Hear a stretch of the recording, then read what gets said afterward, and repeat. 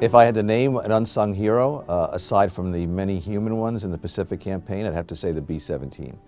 The B-17 was manufactured by the Boeing Corporation. It got nicknamed the Flying Fortress because it had 13 machine guns.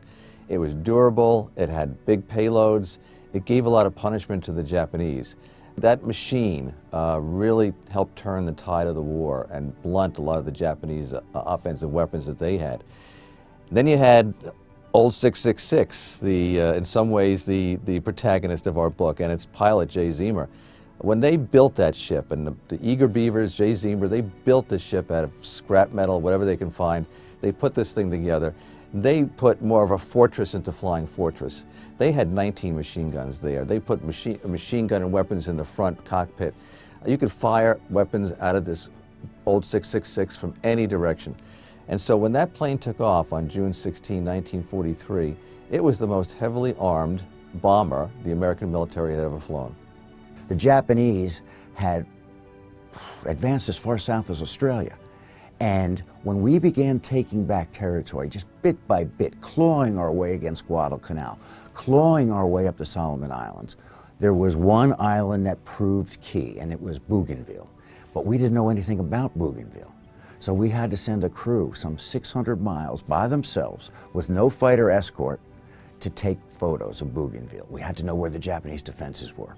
We had to know where the reefs were in the Empress Augusta Bay. That was the landing spot that Admiral Halsey had chosen. And one crew, the crew of Lucky 666, volunteered for this mission.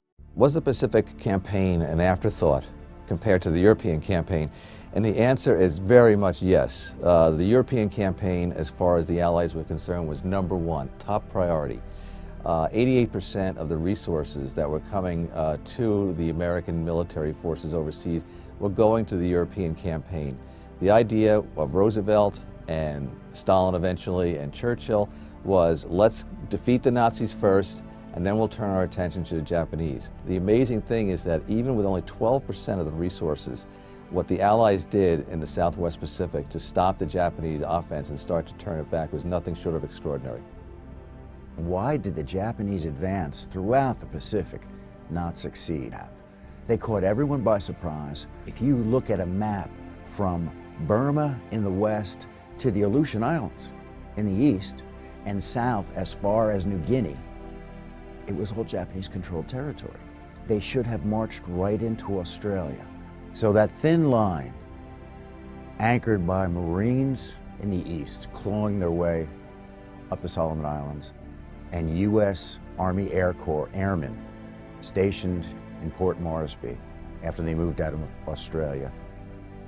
The tip of that spear was the 43rd Bomb Group, and in many ways the tip of that spear was the plane that we write about known as Old 666, but we call it Lucky 666.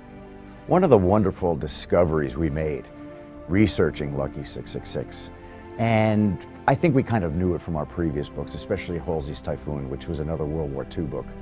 But when you watch these war movies, whether they're great war movies, bad war movies, whether they're from the John Wayne era or whether they're from the Tom Hanks era, Saving Private Ryan, all the actors are in their 30s, their 40s. Sometimes you'll see some in their late 20s. But in reality, for instance, the protagonist of Lucky 666, the captain of the Flying Fortress, Jay Zemer, he was all of 25. And of course, he was the old man to his crew. We had people, Johnny Abel was his navigator and top turret gunner.